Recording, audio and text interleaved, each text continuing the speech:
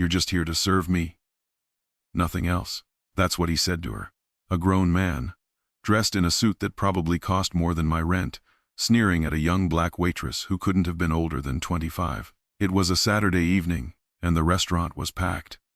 I was there with a few friends, catching up after months of being too busy with work. The atmosphere was lively, clinking glasses, soft music, laughter. But at the table next to us, everything felt tense. The man, mid-50s, gray hair slicked back, with that unmistakable air of privilege, sat with two other men who looked equally polished. They were all laughing loudly, making snide comments about everything from the food to the decor. But it was clear he was the loudest and the cruelest. The waitress name tag read, "Tasha," had been patient. She smiled, apologized when he snapped at her for taking too long, and stayed calm even when he made inappropriate comments about her attitude. But then, it got worse. Tasha brought his steak, and he immediately found an issue. "This is medium rare," he barked, jabbing his fork into the meat like he was punishing it. "This isn't even close.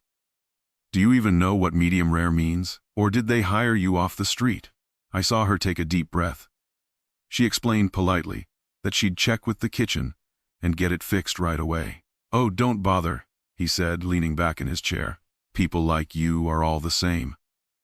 Can't handle a simple job without screwing it up. Maybe if you spent less time, twerking or whatever, you'd learn something useful." I froze. The whole table froze. The air felt heavier, like everyone within earshot had stopped breathing. Tasha's face didn't change, but I could see the hurt in her eyes. She stood there for a moment, then nodded and walked away. One of the man's friends muttered, "Come on, Greg, that's a bit much." But Greg just shrugged, smirking like he'd just told the funniest joke in the world. At this point, I was torn. Should I say something? Would it make a difference? Part of me thought someone else would step in, maybe the manager, maybe another table. But Tasha came back before anyone could move. She wasn't holding the steak. Instead, she carried a small stack of papers. "Sir," she said, her voice steady, "I think you dropped these earlier." Greg looked confused as she placed the papers on the table in front of him. He glanced down, and his smirk faltered. "What is this?" he snapped. "Your history," Tasha replied, her tone calm but firm. "I recognized you when you walked in. Greg Harper, CEO of Harper Industries, right?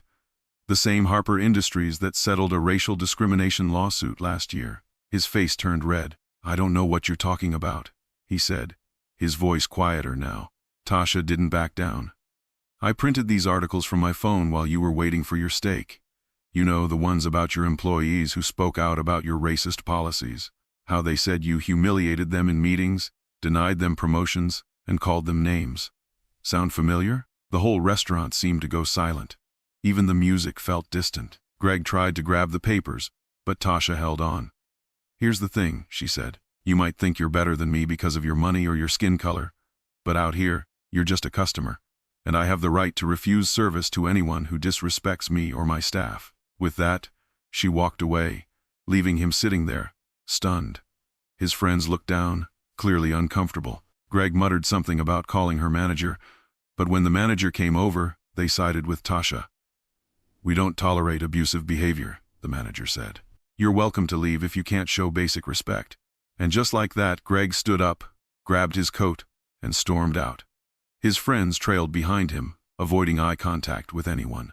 When Tasha came back to our section, I caught her eye. "You handled that like a pro," I said. She smiled faintly. "Thanks," she replied. "People like him think they can treat us however they want. Sometimes, you just have to remind them they're not untouchable." That night stuck with me. It wasn't just about the billionaire or the waitress. It was a reminder that standing up for yourself and for what's right can shake even the most powerful people. After Greg left, the restaurant slowly came back to life. The hum of conversation returned, but the energy was different. People whispered about what had just happened. Some nodded in approval toward Tasha. Others shook their heads in disbelief. It was clear that moment had impacted everyone who witnessed it. My friends and I couldn't stop talking about it either. "Did you see his face?" one of my friends said, half laughing, half shocked. "He didn't know what hit him." "Good for her," another added. "She didn't let him get away with it." But I couldn't stop thinking about how calm Tasha had been. Most people, myself included, might have broken down or walked away from someone like Greg. It wasn't just bravery, it was strength. She had stood up to a man who probably wasn't used to being challenged, especially not by someone he saw as beneath him. After dinner, I decided to do something I'd never done before.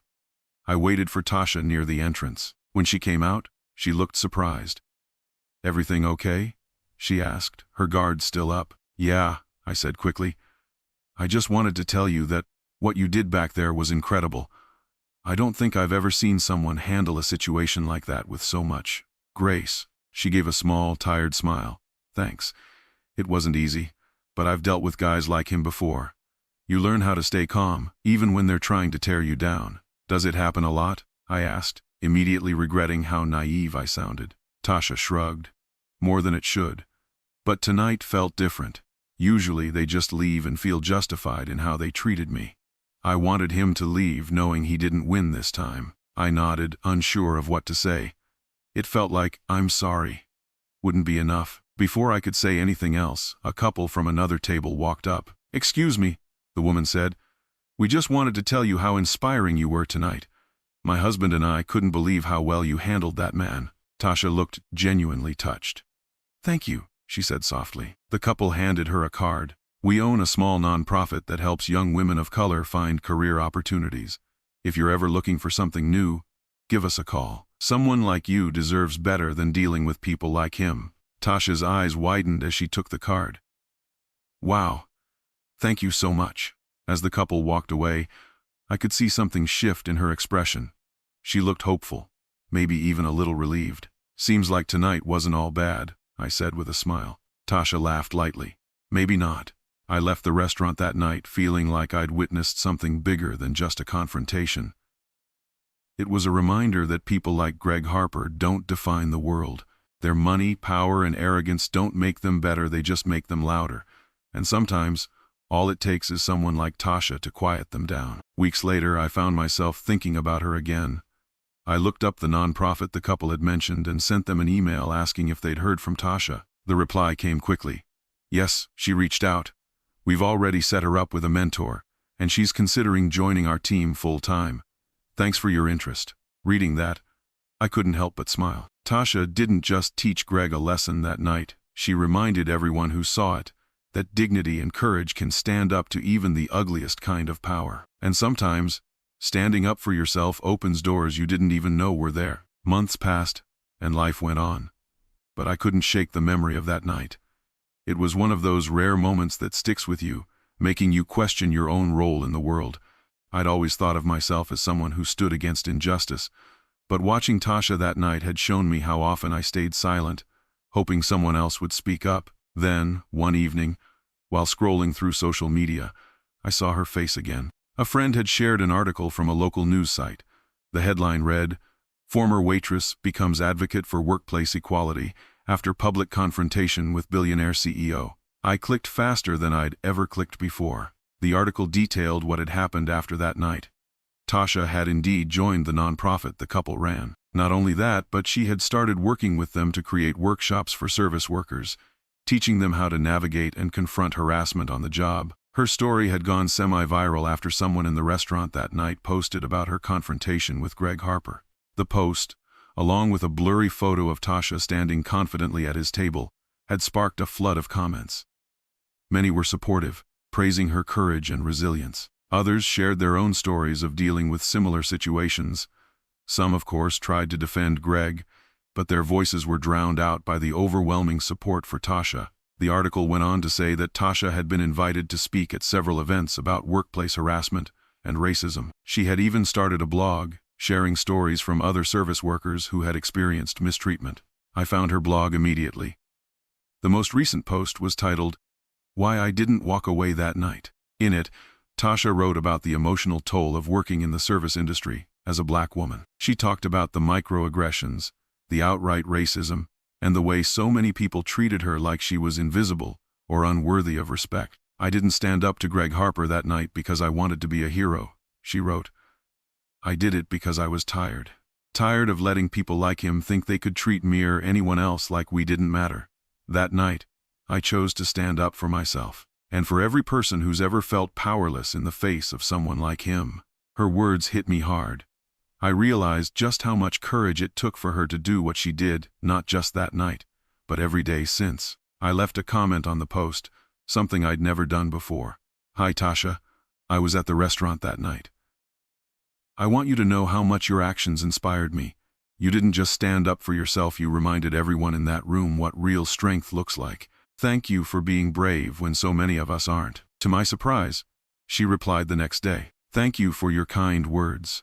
That night wasn't easy, but seeing how it's impacted people like you makes it worth it.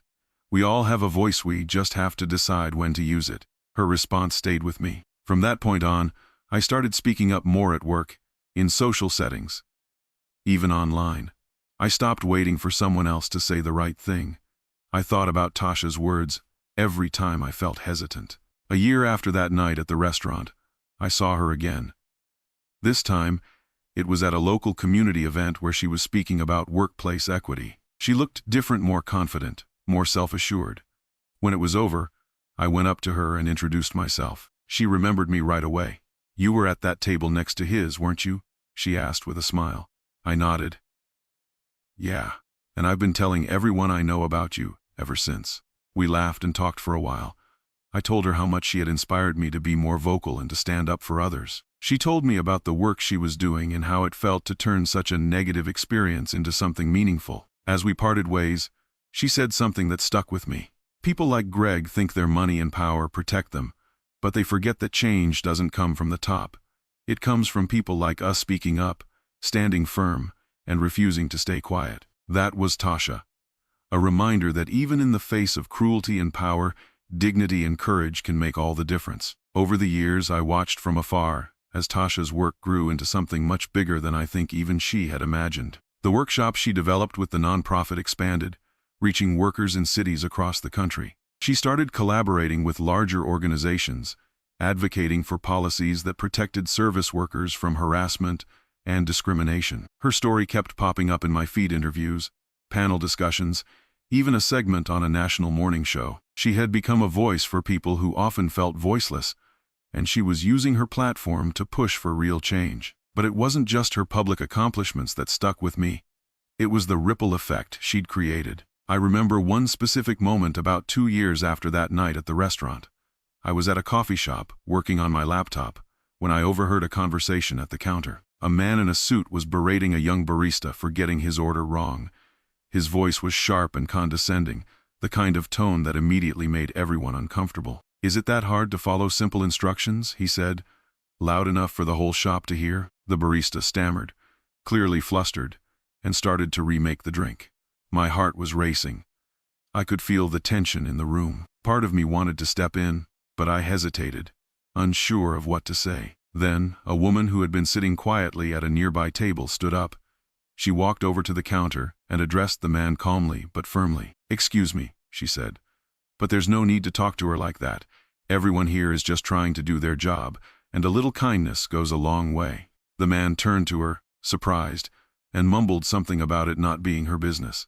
"It's everyone's business when someone's being treated unfairly," she replied. The barista looked at her with such gratitude, and I realized that Tasha's influence had reached further than she probably knew. This stranger, standing up for someone she didn't even know, reminded me of that night at the restaurant. It was proof that Tasha's message that courage and kindness can push back against cruelty was spreading. A few months later, I ran into Tasha again at another community event. She was busier than ever, but still as grounded as the first time I'd met her. We caught up briefly, and I told her about the coffee shop incident. She smiled. "That's the goal," she said. "It's not just about me standing up, it's about encouraging others to do the same. One voice turns into many, and that's how things change." And things were changing. I started noticing more conversations about equity and dignity in workplaces, more companies adopting zero-tolerance policies for harassment. Tasha wasn't the sole reason for all of it, but she was a part of something bigger, a movement that was growing, because people like her refused to stay silent. As I write this, it's been almost 5 years since that night at the restaurant. Tasha's work has evolved into a full-fledged organization dedicated to empowering service workers and promoting workplace equality. She's been recognized with awards, but what I admire most is that she hasn't let any of it change her. She's still the same person who stood up to Greg Harper, not because it was easy, but because it was right. I still think about Greg sometimes too. Last I heard, his company had faced more lawsuits, and his public image had taken a serious hit. I don't know if he's changed, but I do know this. Tasha made sure that, at least once in his life, someone held him accountable. And for me, that night changed everything. I used to think standing up against injustice was someone else's responsibility.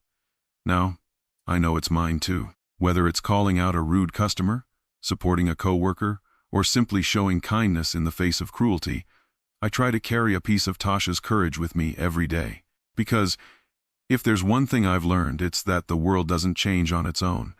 It changes when ordinary people decide to speak up, just like she did. And when they do, the ripple effect can be more powerful than they ever imagined.